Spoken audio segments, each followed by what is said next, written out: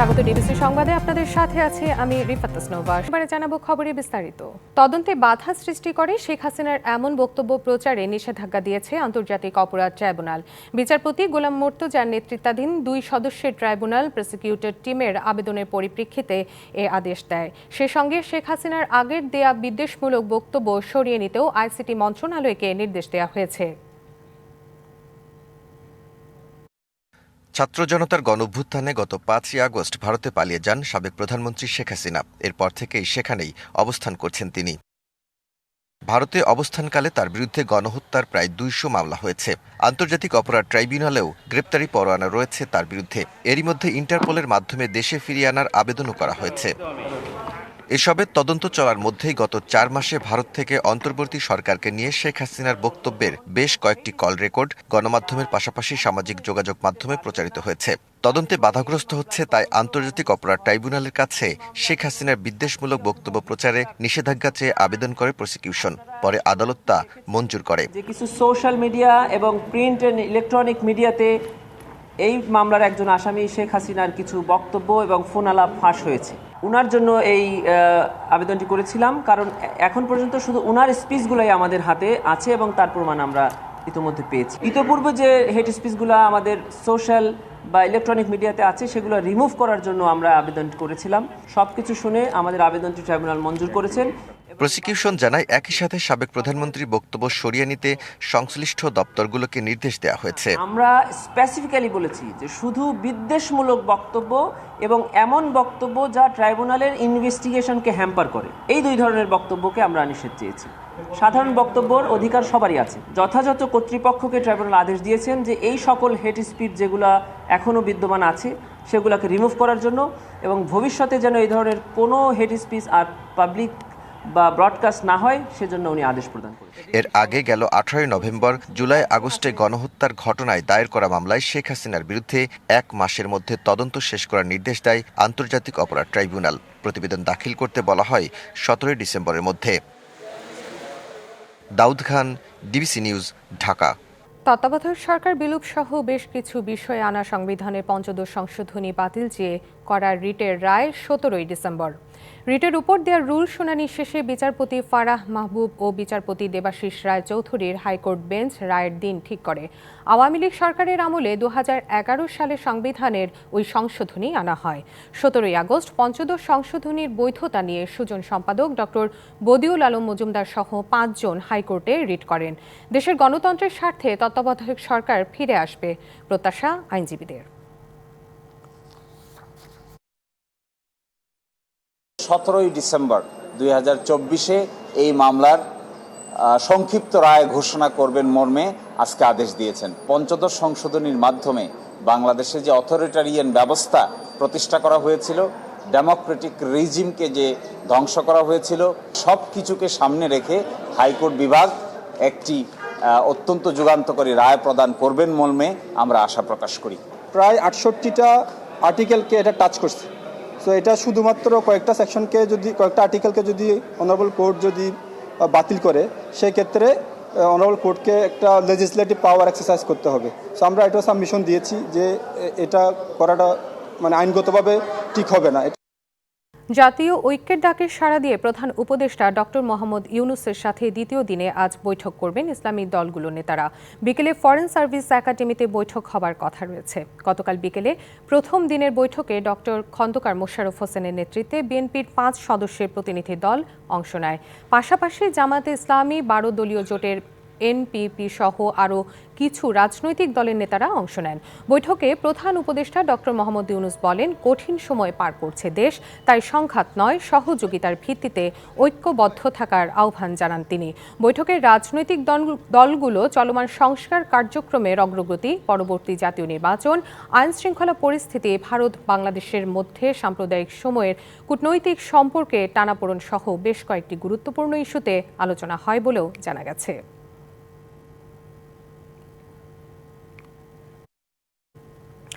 বাংলাদেশের বিরুদ্ধে নগ্ন মিথ্যাচারের মাধ্যমে বাকযুদ্ধ ঘোষণা করেছে ভারত, এমন অভিযোগ করেছেন স্বরাষ্ট্র উপদেষ্টা। তিনি বলেন, ঐক্যবদ্ধ থেকে অপপ্রচারের জবাব দিতে পারলে ভারতের মুখে চুনকালি পড়বে। তিনি বলেন, জাতীয় ঐক্যের যে ডাক দেওয়া হয়েছে তা দেশের নিরাপত্তার মাইলফলক হয়ে থাকবে। বৃহস্পতিবার স্বেচ্ছাসেবী দিবসে ফায়ার সার্ভিস ও সিভিল ডিফেন্সের দিনব্যাপী কর্মসূচি পূর্বাচলের সংস্থাটির মাল্টিপারপাস ট্রেনিং গ্রাউন্ডে এ কর্মসূচির উদ্বোধন করেন স্বরাষ্ট্র উপদেষ্টা অবসরপ্রাপ্ত লেফটেন্যান্ট জেনারেল জাহাঙ্গীর আলম চৌধুরী। পরে স্বরাষ্ট্র উপদেষ্টা বলেন, বাংলাদেশের বিরুদ্ধে নগ্ন মিথ্যাচারের মাধ্যমে বাকযুদ্ধ ঘোষণা করেছে ভারত।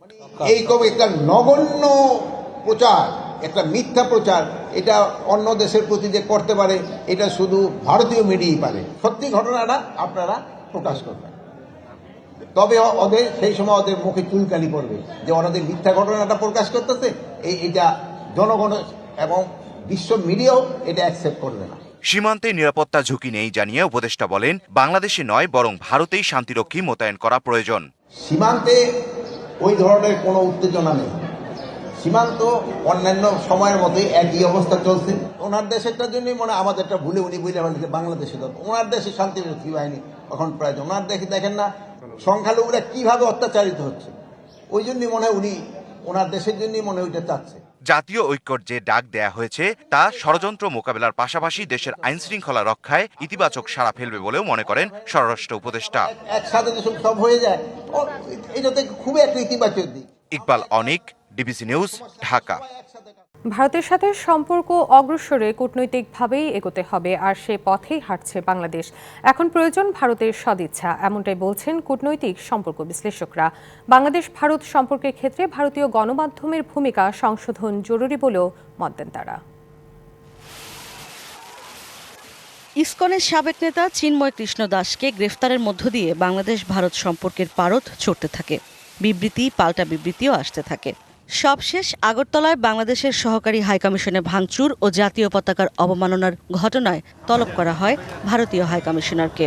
সামাজিক গণমাধ্যমেও চলছে পাল্টাপাল্টি। আন্তর্জাতিক সম্পর্ক বিশ্লেষকরা বলছেন, বাংলাদেশ কূটনৈতিক সমাধান চায় বলেই প্রণয় ভার্মাকে জরুরি তলব করেছে। সমস্যার সমাধান করতে হবে কূটনৈতিকভাবেই।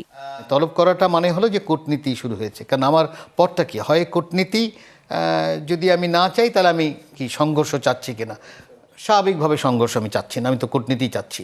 এখন যেটা দেখা দরকার সেটা হল কূটনীতির একাধিক মাধ্যম আছে, কাঠামো আছে, সেগুলো সক্রিয় করা এবং সেগুলো ব্যবহার করা।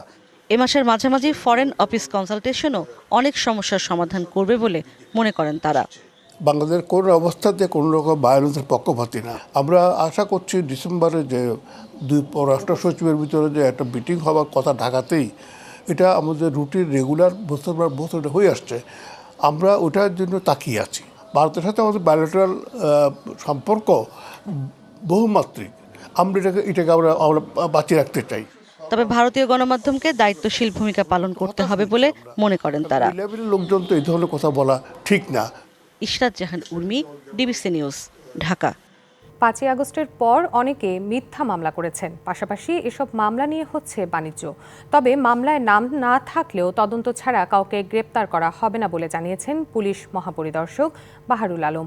এছাড়া সংস্কার কমিশনের সুপারিশ বাস্তবায়নের মাধ্যমে পুলিশ বাহিনী জনবান্ধব হয়ে উঠবে বলেও আশা প্রকাশ করেন আইজিপি। পুলিশ প্রধান হিসেবে যোগ দেওয়ার পর বৃহস্পতিবার প্রথম আনুষ্ঠানিক ব্রিফিংয়ে আসেন বাহারুল আলম। পুলিশের কর্মপরিকল্পনা সহ কথা বলেন নানা বিষয়ে। মামলায় নাম থাকলেই পাইকারিভাবে কাউকে গ্রেপ্তার করা হবে না। কেউ মিথ্যা মামলা করলে বাদীর বিরুদ্ধে ব্যবস্থা নেওয়া হবে বলেও হুঁশিয়ারি দেন আইজিপি। যদি আপনার কোনো ধরনের ইনভলভমেন্ট না থাকে, আপনারা সরাসরি পুলিশের কাছে আসুন। আমরা বিনা যুক্তিতে, বিনা তদন্তে পাইকারি হারে কাউকে গ্রেফতার করব না। নাম থাকলেই গ্রেফতার করে ফেলতে হবে, এটা কিন্তু আইনেও নাই। মামলার আসামি পলাতক পুলিশ সদস্যের অবস্থান স্পষ্ট নয়, তাদের অপরাধ প্রমাণে তথ্য সংগ্রহ চলছে, যোগ করেন পুলিশ প্রধান। প্রত্যেকের অবস্থান আমরা যে বের করতে পেরেছি, this has not yet been done, but we are on the job. আমরা কিন্তু আমাদের প্রযুক্তিগত সক্ষমতা যতটুকু আছে সেটা কাজে লাগিয়ে we are after them. সংস্কার কমিশনের সুপারিশ বাস্তবায়নের ফলে পুলিশ বাহিনী জনবান্ধব হয়ে উঠবে। এছাড়া প্রাণঘাতী অস্ত্র ব্যবহার নিয়ে সময়োপযোগী সিদ্ধান্তে আসার বিষয়ে আশাবাদী তিনি। পুলিশ সংস্কার কমিশনের প্রণীতব্য সুপারিশ বাস্তবায়নের ফলে আমাদের এই প্রতিষ্ঠান সত্যিকার অর্থে জনবান্ধব হয়ে উঠবে বলে আমার বিশ্বাস। বাংলাদেশে জঙ্গি হামলা নিয়ে যুক্তরাজ্যের সতর্কবার্তা সম্পর্কে পুলিশ প্রধান বলেন, দেশে এই মুহূর্তে কোনো জঙ্গি হামলার আশঙ্কা নেই। কিন্তু ওই টেরর অ্যালার্টটা আমরাও দেখেছি ইউকের সাইটে। আমরা এখন পর্যন্ত আমরা মনে করি না যে ওই রকম কোনো আশঙ্কা বর্তমানে আছে।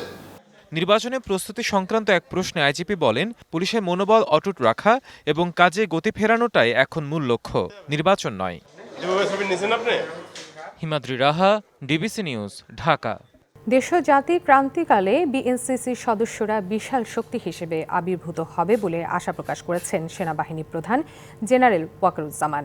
দুপুরে সাভারের বাইপাইলে বাংলাদেশ ন্যাশনাল ক্যাডেট কোর বিএনসিসির ট্রেনিং একাডেমিতে একথা বলেন সেনাপ্রধান। এ সময় তিনি সামাজিক ও জাতীয় পর্যায়ে বিএনসিসি সদস্যদের অগ্রণী ভূমিকার প্রশংসা করেন। এর আগে বিএনসিসির একাডেমিক ভবন উদ্বোধনী অনুষ্ঠানে সেনাপ্রধানকে গার্ড অফ অনার দেন বিএনসিসি সেনা, নৌ ও বিমান শাখার চৌকস দল। পরে সেনাপ্রধান উদ্বোধনী ফলক উন্মোচন এবং বিএনসিসি ট্রেনিং একাডেমিতে বৃক্ষরোপণ করেন। এছাড়া সকালে সাভার সেনানিবাসের সিএমপি সেন্টারে বাৎসরিক অধিনায়ক সম্মেলনে যোগ দেন সেনাপ্রধান। দেশ এবং জাতির ক্রান্তিকালে তোমরা একটা বিশাল শক্তি হিসাবে আবির্ভূত হবে, এ ব্যাপারে আমাদের কোনো সন্দেহ নাই। এখন পর্যন্ত 23,000-এর মতো সদস্য, এটাকে এই প্রতিষ্ঠানটাকে আরো ছড়িয়ে দিতে হবে। তাহলে এই ছাত্র সমাজের শৃঙ্খলা, কর্তব্যবোধ, ন্যায় নিষ্ঠা ইত্যাদি এই জিনিসগুলো অনেক উন্নতি করা সম্ভব হবে। দেশের আকাশ মুক্ত রাখার পাশাপাশি আন্তর্জাতিক অঙ্গনেও নানা ধরনের সেবামূলক কাজ করে যাচ্ছে বাংলাদেশ বিমান বাহিনী।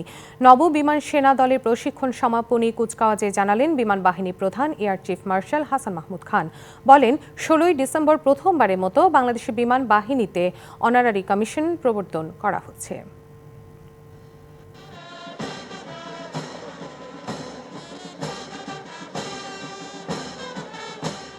সিলেটের মৌলভীবাজারের শমশেরনগরে বাংলাদেশ বিমান বাহিনীর 52তম নববিমান সেনা দলের প্রশিক্ষণ সমাপনী কুচকাওয়াজ ও মার্চ পাস্ট অনুষ্ঠান আয়োজনের উদ্বোধন করেন বিমান বাহিনীর প্রধান air chief marshal Hasan Mahmud খান।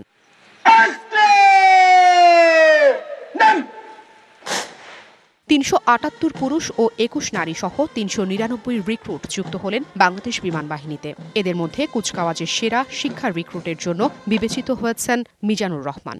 জেনারেল সার্ভিস ট্রেনিংয়ে সুমন মিয়া সেরা রিক্রুট বিবেচিত হন। সার্বিক বিষয় রিক্রুটের জন্য বিবেচিত হয়েছেন মেহেদি হাসান শুভ।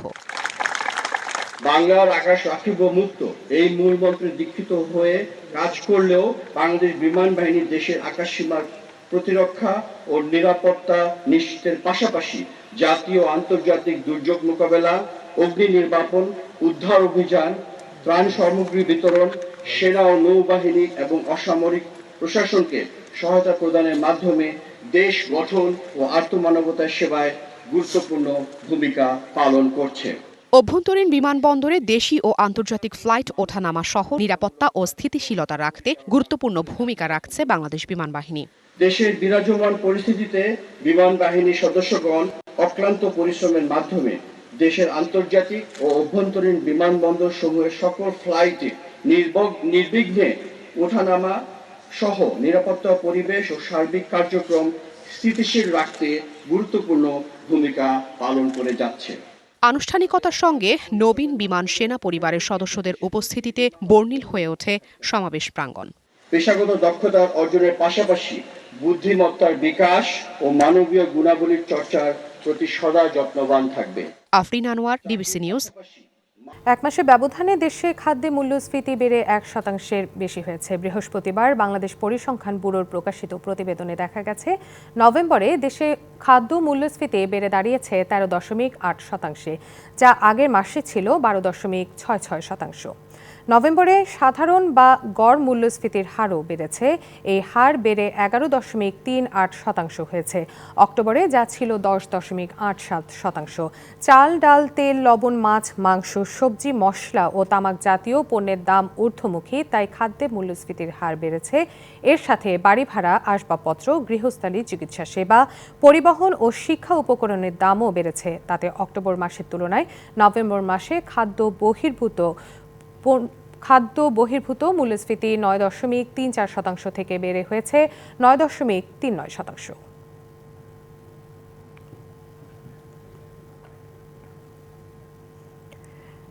নিয়মিত ব্রিফিংয়ে কথা বলছেন জনকূটনৈতিক শাখা মহাপরিচালক পররাষ্ট্র মন্ত্রণালয় মোহাম্মদ রফিকুল আলম। আমরাই শুধুমাত্র একমাত্র অ্যাক্টর না এখানে, বরঞ্চ আমরা একটা পার্ট। এবং উনি তখন জানিয়েছিলেন যে আমাদের যে অংশে আমাদের যে রোলটা প্লে করার কথা, সেই অংশের রোল প্লে করার সময়টা এখনো আসেনি। তো ওইটা যখন আসবে তখন আমরা করব।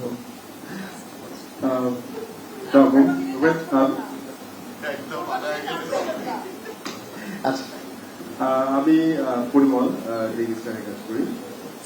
দুটো প্রশ্ন। গতকালকে ব্রিটিশ হাই কমিশনার সারা কুকের সাথে আমাদের অ্যাডভাইজারের সাক্ষাৎ হয়েছে। ওখানে কিছু বিষয় আলোচনা হচ্ছে, সেটা প্রথম থেকে আসছে। আরো কিছু মিডিয়ায় আসছে যে যুক্তরাজ্যে আওয়ামী লীগের একটা সম্মেলন হবে এবং সেখানে যে আমাদের প্রাক্তন প্রধানমন্ত্রী উনি সেখানে ভার্চুয়ালি সংযুক্ত হয়ে বক্তব্য দিলেন। তো এই ব্যাপারটা নিয়ে কি কোনো ধরনের আলোচনা সারাকুকের সাথে হয়েছে কিনা, অথবা আমাদের পক্ষ থেকে যুক্তরাষ্ট্রের কাছে কোনো কিছু যাওয়া হবে কিনা, এটা এটা এটা একটা। আরেকটা হচ্ছে ভারতের সাথে আমাদের সম্পর্কের যে এক ধরনের স্ট্রেইন তৈরি হয়েছে, সেই প্রেক্ষাপটে নতুন গভর্নমেন্ট ফরমেশন হওয়ার পরে ফরেন অ্যাডভাইজার একটা কথা বলেছিলেন যে যেসব চুক্তি বা সমঝোতা চুক্তি যেগুলো ভারতের সাথে করা আছে সেগুলো রিভিউ করা হবে। এবং গত সপ্তাহে ছাত্র সমন্বয়করা প্রধান উপদেষ্টার সাথে মিটিং এ এই দাবিটি আবার করেছেন। তো এই বিষয়ে কি পররাষ্ট্র মন্ত্রণালয় থেকে কোনো উদ্যোগ নেওয়া হচ্ছে কিনা এবং সেই ব্যাপারে কি এফওসিতে আলোচনা হবে কিনা? Thank you. প্রথম প্রশ্ন, যুক্তরাজ্যের হাই কমিশনারের সাথে মাননীয় পররাষ্ট্র উপদেষ্টার সাক্ষাৎ। আমি সাক্ষাতের বিষয়বস্তু সম্পর্কে প্রিভি না, কিন্তু যুক্তরাজ্যের হাই কমিশনারের সাথে মাননীয় পররাষ্ট্র উপদেষ্টার কি আলোচনা হয়েছে সেটার একটা স্নিপেট আমি মনে করি যে মাননীয় পররাষ্ট্র উপদেষ্টা গতকালকে আপনাদেরকে জানিয়েছেন। এই ক্ষেত্রে আমার নতুন করে সংযোজন করার কিছু নাই। দ্বিতীয় প্রশ্নটা হলো বিভিন্ন যে চুক্তিগুলো ছিল সেগুলো রিভিউ করা। এইখানে আমি আমার পূর্বসূরির যে বক্তব্য, সেই বক্তব্যের পুনরাবৃত্তি করতে চাই যে এটা বিভিন্ন মন্ত্রণালয়ের সাথে সংযুক্ত। যেহেতু এটা একটা প্রসঙ্গ উঠে এসছে, এটা অবশ্যই বিবেচনা করা হবে, কিন্তু এই মুহূর্তে আমার পূর্বসূরির বক্তব্যের সাথে নতুন করে সংযোজন করার কিছু নাই, নতুন কোনো এলিমেন্ট নেই।